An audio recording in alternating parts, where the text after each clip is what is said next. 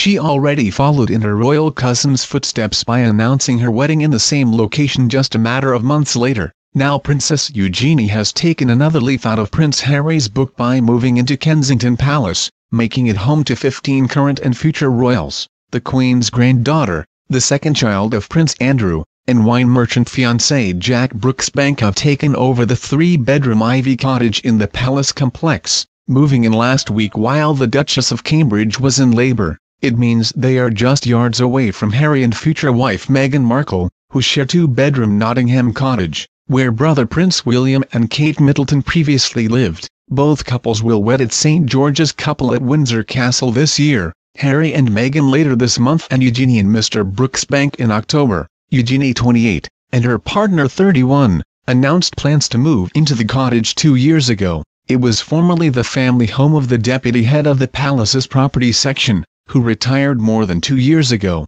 and a comparative property would cost around £3,500 per week to rent, a source told The Sun. Eugenie and Harry, 33, are very close and we're looking forward to being neighbours, the source said. Harry and Eugenie are great mates. She was one of the first people who met Meghan. Eugenie is so pleased. It's the first time she and Jack have lived together. They wanted to move in earlier but there were arguments over who paid for renovations. And the arrival of Eugenie and Mr Brooksbank means the palace is now packed with royals, with 11 other members of their family already there. Prince William and the Duchess of Cambridge live at Kensington Palace with children George, Charlotte and newborn son Louis. The palace is also home to the Queen's cousins, including the Duke and Duchess of Kent, Prince and Princess Michael of Kent and the Duke and Duchess of Gloucester. Eugenie previously shared a 4-bedroom apartment with her sister Princess Beatrice at St James's Palace. For years Kensington Palace was said to be an unlucky royal home,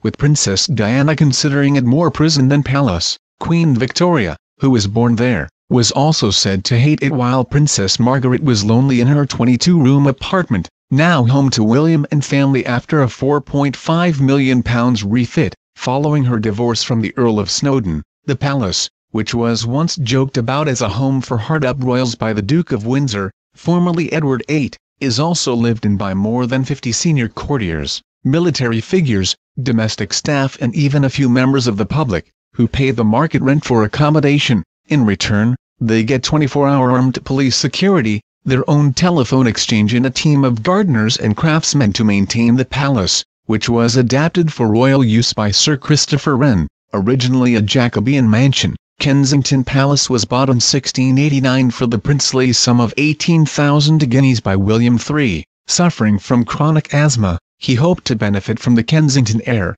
which was cleaner than in the city centre, and commissioned Sir Christopher Wren to make it a home fit for a king.